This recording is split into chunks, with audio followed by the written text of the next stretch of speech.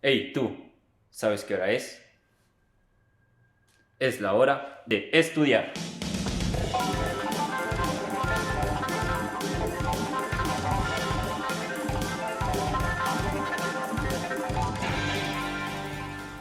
¿Qué tal, quimicuates? Esta es la última parte de una serie de videos en la que hemos estado resolviendo la guía de admisión para la UAM en su división de Ciencias Biológicas y de la Salud. El día de hoy toca la materia de Química. La ley de conservación de la materia establece que la materia se conserva de nuevo, ya saben, utilizaremos el método de descarte. Inciso A, procesos adiabáticos únicamente. Como ya vimos en problemas anteriores en el video de física, y si no lo has visto, pues date una vuelta por ese videito, lo dejaremos por acá. Ahí definimos lo que es un proceso adiabático y dijimos que es aquel en el que no hay intercambio de calor, solamente habla del calor, no habla nada respecto de la materia.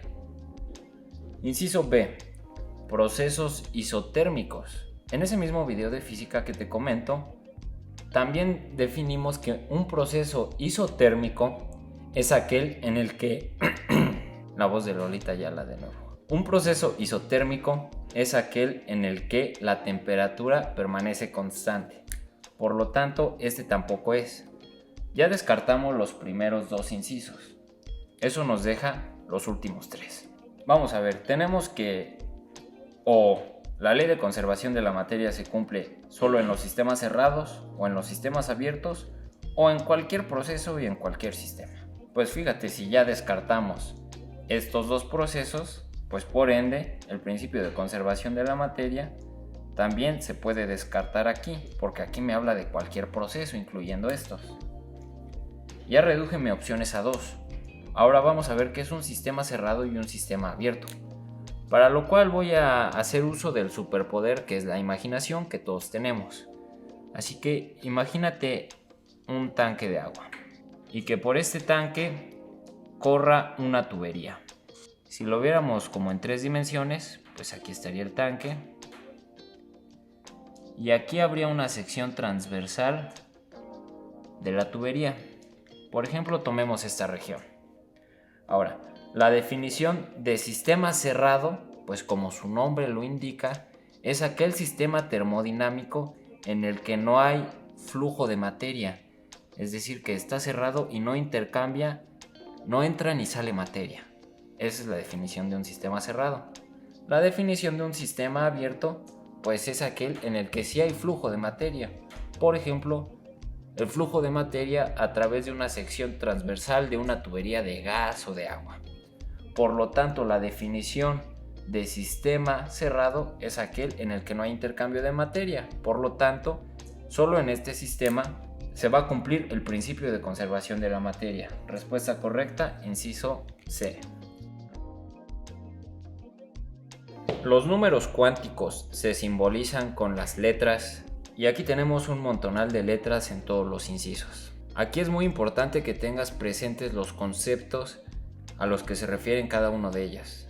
Cuando veas las letras mayúsculas K, L, M y N, se refiere a los niveles de energía. Cuando veas las letras S, P, D y F, te refieres a los subniveles. Estos dos conceptos de nivel de energía y subniveles los veremos más a profundidad en los siguientes ejercicios. Y finalmente tenemos ahora sí a los números cuánticos. N se refiere al nivel o al tamaño del orbital en el cual está el electrón. L se refiere a la forma de este orbital. M a la orientación y S al spin. N es el número cuántico principal, L el número cuántico secundario, M el número cuántico magnético y finalmente S, que es el número cuántico del spin. Respuesta correcta, inciso D. El número de electrones que el azufre tiene en su capa externa de valencia es... Para resolver este problema tenemos que emplear el diagrama de Moller, el cual es el siguiente. Pon mucha atención porque te explicaré cómo hacer el diagrama de Moller. Primero vamos a enumerar del 1 al 7 en columna. Inmediatamente al lado vamos a comenzar la numeración, pero a partir del 2 y al llegar hasta el 7, dejando un espacio en medio. Y continuamos con este procedimiento. Ahora comenzamos a partir del 3 y llegamos hasta el 6. Y finalmente aquí ponemos estos dos numeritos que son el 4 y el 5. Y ahora sí vamos a utilizar las letras de las que hablamos el problema anterior, los subniveles energéticos. ¿Recuerdas qué letras eran? Exacto, muy bien. S, P, D y F. Aquí ponemos las S, aquí las P's, aquí las D's y finalmente las F's. Este diagrama de Moller también se le conoce como la regla de la diagonal, porque para comenzar a llenar nuestros niveles energéticos tenemos que seguir la siguiente diagonal. Y las flechitas van de la siguiente manera. Es decir, yo voy a ir llenando los niveles y sus respectivos subniveles energéticos siguiendo estas diagonales. Lo que vamos a hacer es la configuración electrónica del azufre. Y aquí nos dicen que el azufre tiene un número atómico de 16. Eso significa que tiene 16 protones y por lo tanto 16 electrones. La configuración electrónica queda de la siguiente manera. Has de saber que a los orbitales S solamente les caben 2 electrones, mientras que a los P les caben 6 electrones, y así sucesivamente. A los D les caben 10 electrones y a los F 14. Entonces el primero es 1s y le caben 2 electrones. El segundo es 2s y le caben 2 electrones. Después sigue el 2p. Aquí llevamos 2 y 2, van 4, muy bien. Hay que ir llevando la cuenta de esos electrones. Después en el p le caben 6. Aquí llevamos 4 más 6, 10. Llevamos 10 electrones. El chiste es que tenemos que completar los 16. Después sigue el 3s, al cual le caben 2. Ya llevamos 12 electrones. Y después sigue el 3p. Fíjate, hasta el momento, sumando estos, llevamos 12 electrones. ¿Cuántos me hacen falta para llegar al 16? Pues 4. 4 electrones. Ahora, los electrones de valencia, como bien dice aquí el enunciado del problema, son los que se localizan en la capa externa.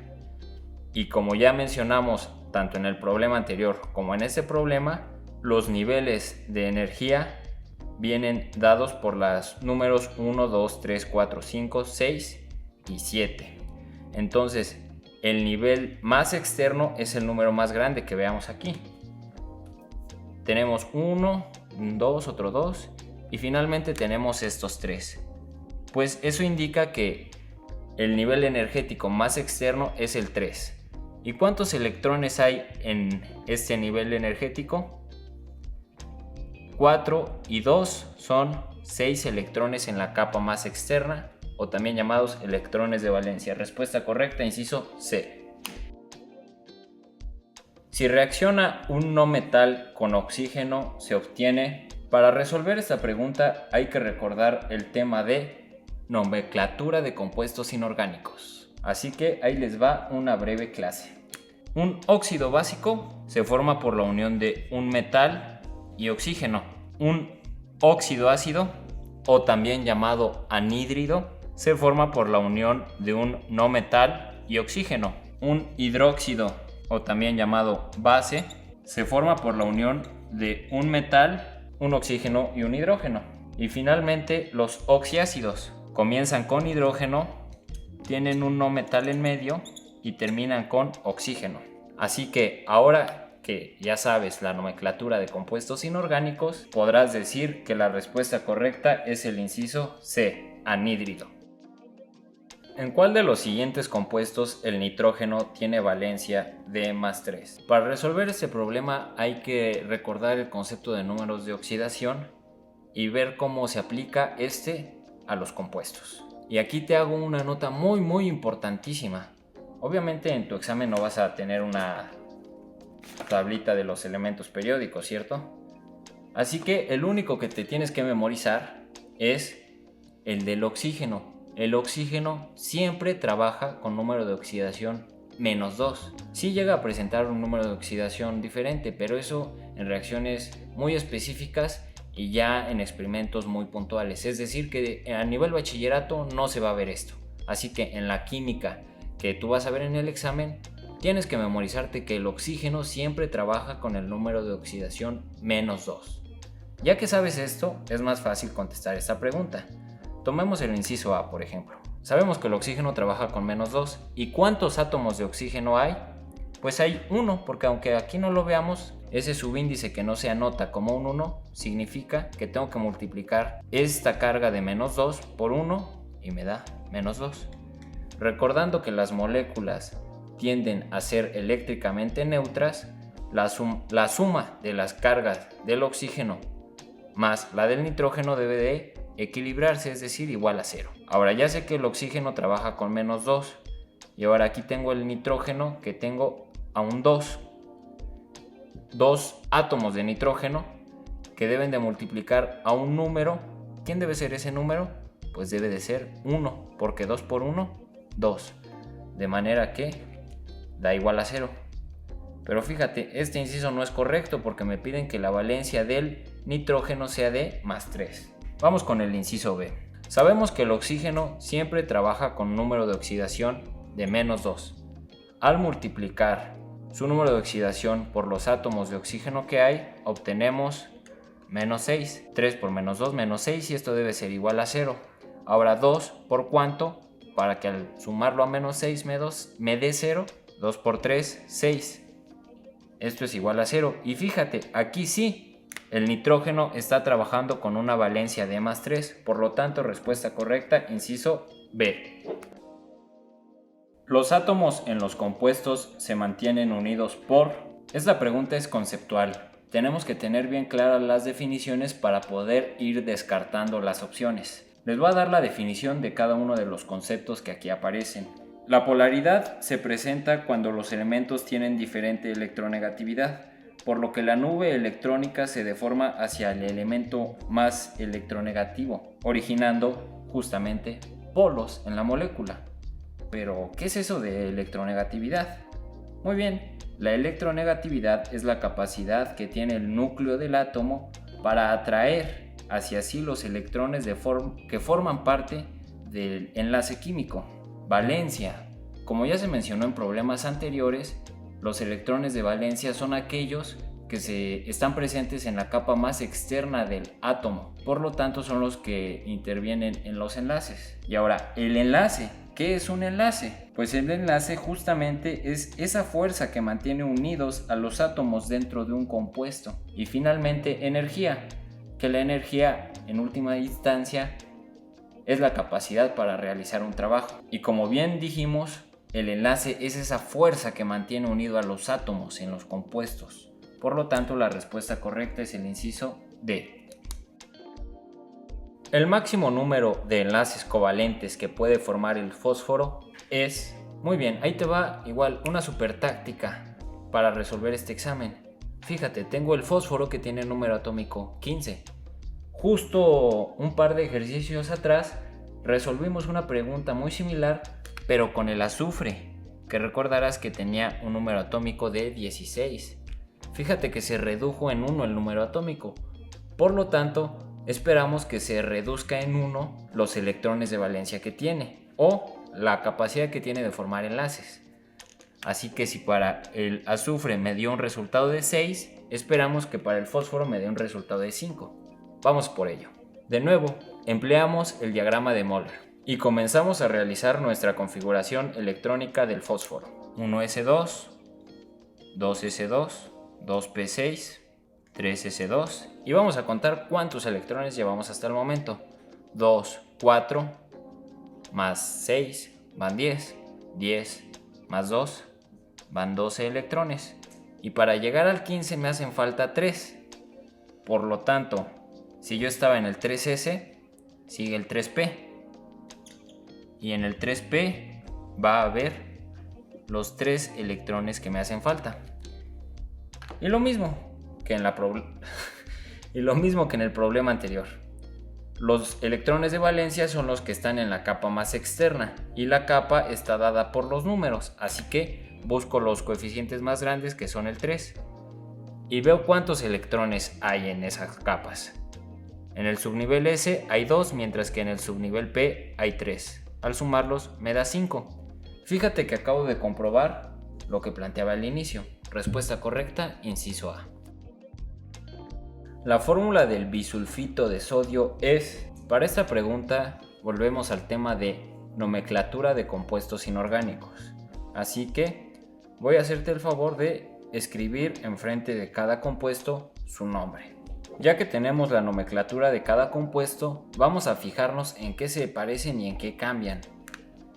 Observamos los sufijos. Aquí dice sulfato, aquí dice sulfuro, aquí dice sulfito, sulfato y sulfito de nuevo. Todos son de sodio, que es el elemento que está presente en todas las moléculas. Ahora, ahí te va la explicación. La terminación ato es usada para el oxianión que tiene al elemento con el número de oxidación más alto. Como te darás cuenta, aquí tenemos el grupo SO4, el cual es característico de la terminación ato, y aquí sucede lo mismo. Ahora, la terminación ito es usada para el oxianión con el número de oxidación más bajo. Aquí vemos la terminación ito tanto en el inciso C como en el inciso D, y vemos que el grupo característico es SO3. Y finalmente la terminación uro, que es exclusiva para las sales, y este tipo de sales se da cuando se une un catión con un anión sin oxígeno. En la fórmula se escribe primero el catión y luego el anión, pero al leer el compuesto sucede lo contrario, es decir, se lee primero el anión y después el catión, de manera que este compuesto se llamaría sulfuro de sodio. Y cuando tenemos presente al hidrógeno es cuando entra el prefijo bi. Y ahora sí, a sabiendas de todos estos detalles de la nomenclatura, respuesta correcta, inciso E. La sustancia que cede electrones es, y se nos presenta una serie de opciones en las cuales vemos las diferentes teorías para ácidos y bases que se han planteado a lo largo de la historia. Estas teorías son 3, son la de Bronsted-Lowry, la de Lewis y la de Arrhenius. Así que te voy a mencionar cuál es la definición de ácido y base según cada una de estas teorías. Pon mucha atención. Empezamos con la teoría de Arrhenius. Un ácido es una sustancia que en disolución acuosa se disocia produciendo iones hidrógeno, y una base es una sustancia que se disocia para producir iones hidroxilo. Ahora, de acuerdo con la teoría de Bronsted-Lowry, un ácido es toda sustancia que puede transferir un protón a otra. Una base es cualquier sustancia que puede aceptar un protón. Y finalmente, la definición de Lewis amplía el concepto de relación ácido-base a reacciones que no implican transferencia de protones, ya que considera como ácidos a todas aquellas sustancias que no necesariamente tienen hidrógeno en su estructura, pero que sí aceptan un par de electrones, y como bases a aquellas que no necesariamente aceptan protones, pero que sí pueden donar un par de electrones. Y tú me dirás, muchas gracias fisicompa, pero todas estas palabras que me acabas de decir, ¿cómo voy a hacer yo para acordarme de ello? Tranquilo, ahí te va la siguiente tablita que condensa toda esta información que te acabo de mencionar. Pon mucha atención. Tenemos ácidos y tenemos bases. Tenemos la teoría de Arrhenius, la teoría de Lewis y la de Bronsted-Lowry, que lo voy a abreviar aquí. Según Arrhenius, los ácidos son aquellas sustancias que en disolución acuosa son capaces de liberar iones hidrógeno. Y una base es una sustancia que en disolución acuosa es capaz de liberar iones OH, hidróxido. Estos con carga positiva y estos con carga negativa. Después, Lewis no hablaba de grupos hidrógeno e hidróxido, sino que hablaba de electrones. Ahorita vamos a ver si donaban, cedían o aceptaban electrones. Y finalmente, Bronsted-Lowry no hablaba de electrones, sino que hablaba de protones. Y aquí, pequeño paréntesis, una partícula que es un protón es el catión del hidrógeno. Es decir, tú tienes el átomo de hidrógeno, que es el primerito, que tiene un protón y tiene un neutrón, y alrededor tiene un electrón. Si tú quitas el electrón, ya no va a haber carga negativa, solamente carga positiva del núcleo, que es la del protón. Y ahora sí, ahí te va el truco, pon mucha atención. Según Bronsted-Lowry, los ácidos donan protones, aquí lo abrevio con estas letras, donan protones, mientras que las bases reciben o aceptan protones, que lo abrevio así. Y fíjate, si aquí puse la D de donan y aquí la R de reciben, en la teoría de Lewis los voy a cambiar. Entonces, según Lewis, los ácidos reciben electrones, mientras que las bases donan electrones. Y ahora sí, volvemos a leer el enunciado. La sustancia que cede electrones es una base de Lewis, porque en nuestra tablita tenemos que las bases de Lewis donan o ceden electrones. Respuesta correcta, inciso D. Los subíndices que aparecen en una fórmula química indican composición en, vamos a poner un ejemplo, H2O o dióxido de carbono o cualquier compuesto que se te pueda ocurrir.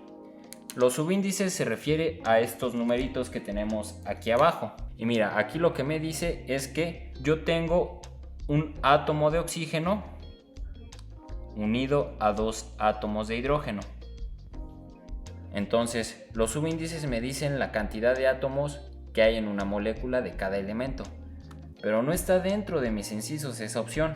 Una manera de medir la cantidad de sustancia, igual a nivel atómico, es el número de mol, que como recordarás, para definirlo se utiliza el número de Avogadro. Y bueno, en resumidas cuentas, ¿qué es un mol? Un mol es una cantidad de sustancia que equivale a 6.022 por 10 a la 23 partículas, que pueden ser iones, protones, electrones o cualquier partícula en general. Pero ¿qué mide? Mide cantidad de sustancia. Aquí en este ejemplo que te di al inicio hablábamos de átomo por átomo. Aquí habla de un conglomerado de átomos y se mantiene la misma proporción. Aquí lo que me dice es que si yo tengo una cantidad de materia bastante considerable, yo necesitaré 2 moles de hidrógeno por cada mol de oxígeno que hay presente. Por lo tanto, respuesta correcta, inciso C. En 0.75 moles de etano hay espacio gramos. Para resolver esta pregunta vamos a hacer uso del concepto de masa molar, que es la cantidad en gramos que hay por cada mol de sustancia. En este caso, nuestra sustancia es el etano, que es un alcano muy facilito, y su fórmula general está dada como lo que nos dice que tengo 2 átomos de carbono por cada 6 de hidrógeno. Y como bien dijimos, usaremos la masa molar, para lo cual esos datos vienen en una tablita periódica. Y ahí podemos registrar la masa molar tanto del carbono como del hidrógeno. La del carbono es 12, mientras que la del hidrógeno es 1.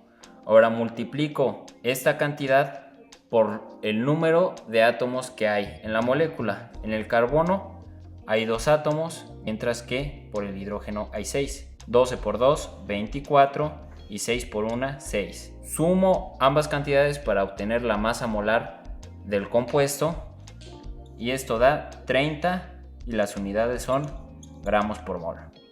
Y ahora sí, solo resta multiplicar la cantidad de moles, que es 0.75 mol, por la masa molar del compuesto, 30 gramos mol.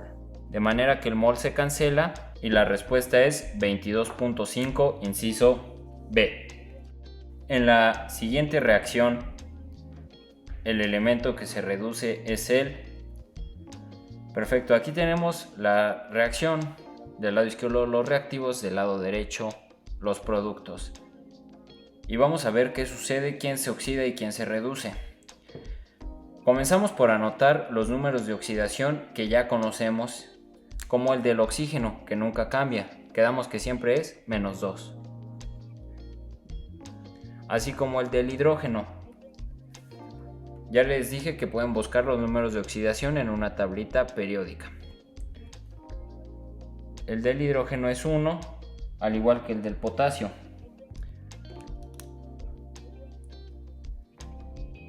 Y recordamos que las moléculas son eléctricamente neutras. Y comenzamos a multiplicar.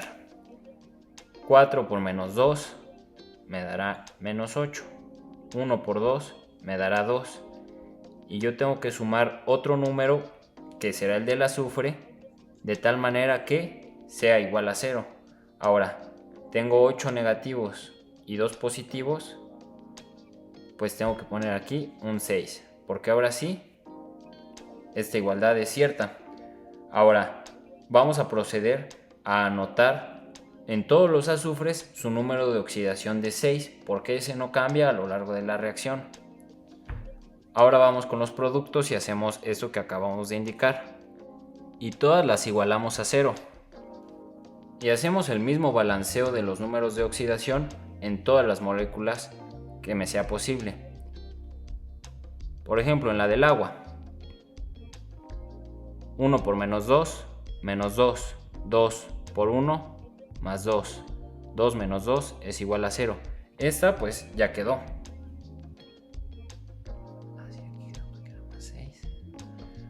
Vamos con esta molécula. 4 por -2, -8. 1 por 6, 6. 2 por 1, 2. Esto también ya quedó. Fíjate que aquí solo me hace falta el número de oxidación del cloro. Si aquí tengo +1 y esto tiene que ser igual a 0, pues el cloro aquí está trabajando con -1. Finalmente aquí tenemos el cloro diatómico, por lo tanto no va a haber número de oxidación presente. Ya tengo los números de oxidación de todos, solo me hace falta el del manganeso. Así que voy a plantear aquí lo que ha sucedido con el manganeso. Yo ya sabía que el oxígeno trabaja con -2, 4 por -2, -8. El potasio sube con su número de oxidación y esto debe de ser igual a 0. Ahora tengo +1 y -8, pues el manganeso aquí debe de estar trabajando con un número de oxidación de +7. Vamos con los productos. 4 por -2, -8. El azufre quedamos que trabaja con +6. Y si esto debe ser igual a 0, tengo 6 positivo y 8 negativo. Para que esto sea igual a 0 hay que sumar 2. Fíjate que el manganeso entonces en los reactivos estaba trabajando con número de oxidación +7 y en los productos llegó a un número de oxidación +2. Para recordar quién se oxida y quién se reduce, haremos uso de la siguiente escalerita. Cuando vas subiendo una escalera te vas cansando, así que digamos que quien incrementa se oxida, porque vas de menos a más, vas subiendo, y a poco no, cuando subes una escalera como que sientes que te oxidas. Y si vas de más a menos, pues lo que sucede es que se está reduciendo. Y al observar lo que hemos realizado con todos mis elementos, veo que el manganeso pasó de un número de oxidación mayor a uno menor. Por lo tanto, el elemento que se reduce en esta reacción es el inciso B, manganeso. Cuando un elemento se oxida y nos presentan estos incisos. Para resolver esto utilizaremos la escalerita que empleamos en el problema anterior, que va de menos a más. Aquí va oxida, hacia arriba, y hacia abajo va reduce. Ahora, cuando un elemento se oxida, pasa de una carga menor a una carga mayor. ¿En qué sentido? Positiva. Y para que tengas una carga positiva es porque tienes un exceso de protones, o mejor dicho, porque has perdido electrones. Esos electrones que equiparaban a la carga positiva del núcleo, los has perdido. Y por lo tanto quedas con una carga parcialmente positiva. Eso sucede cuando te oxidas. Por lo tanto, respuesta correcta, inciso B. Compuesto orgánico en el que todos los carbones tienen hibridación sp2. Perfecto, aquí vamos a aplicar de nuevo el descarte. Vamos a buscar qué opciones no pueden ser para reducir mis opciones. Así que vamos por ello. Recordemos que el carbono tiene una tetravalencia, es decir, solamente puede formar 4 enlaces. Por ejemplo, aquí el carbono está unido a 3 hidrógenos, ya van 3 enlaces. Y estas 2 rayitas significan un doble enlace. 3 enlaces más 2 enlaces da 5 enlaces. Por lo tanto, esta molécula ni siquiera está bien escrita. Ahora vamos con esta. Tenemos CH2, es decir que el carbono está unido a 2 hidrógenos y un enlace sencillo con otro carbono. Solo tiene 3 enlaces, por lo que le hace falta uno más. De hecho, si te fijas, estos dos extremos no son iguales. Eso ya me da una indicación de que este inciso también está mal. Me está hablando de hibridación de orbitales y que todos los carbonos tengan la misma hibridación de sus orbitales. Y eso solo se va a cumplir si toda la molécula tiene una cierta isometría, por llamarle de alguna manera, o que sea simétrica. Y fíjate, aquí tenemos un triple enlace y aquí un doble enlace y un enlace sencillo. Eso ya me da un indicador de que tengo múltiples hibridaciones presentes. Y ahora acá el carbono se está uniendo con un oxígeno, un hidrógeno y otros carbonos. Y aquí tenemos otro doble enlace, pues eso también ya me da un indicio de que estos dos incisos no son los correctos. Y ahora sí vamos con el último inciso que me queda. Y vamos a corroborar que esté bien, que tenga los 4 enlaces. Cierto, cierto, cierto y cierto. La respuesta correcta es el inciso E. Y lo hicimos por descarte. Si te fijas, ni siquiera te he mencionado el concepto de hibridación del carbono. Te lo voy a mencionar enseguida. El tipo de hibridación que se presenta como sp2 se debe a que se mezcla un orbital s con 2 orbitales p. Por lo tanto, respuesta correcta, inciso E. Por deshidratación de 2 alcoholes se obtiene. Esta pregunta es del tema de grupos funcionales, que es uno de los temas de química orgánica. Se sabe que por deshidratación de 2 alcoholes se puede obtener o una de 2, o se puede obtener o un alqueno o un éter. Revisando mis incisos, la única opción presente es el éter, inciso D. Pues hasta aquí el video del día de hoy. Hemos terminado de resolver la guía de estudios para ingreso a la UAM. Si quieres consultar los demás videos, te los dejo en esta lista de reproducción. O creo que está por acá más bien. Y además te invito a revisar nuestros demás videos muy divertidos y sobre todo suscribirte al canal. Si te sirvió de algo todos estos ejercicios resueltos, puedes apoyarnos con un like y compartiendo. Además, activa la campanita. Nos vemos.